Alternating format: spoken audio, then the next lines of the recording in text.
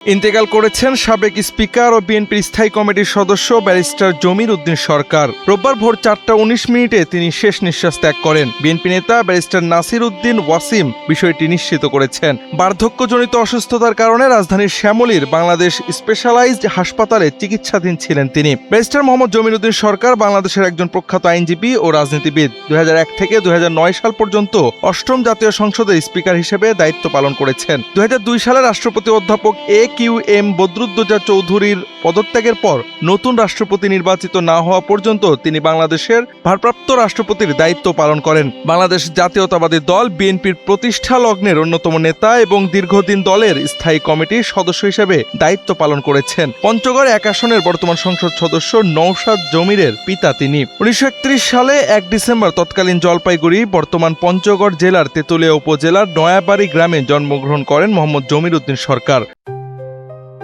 JBS holdings limited.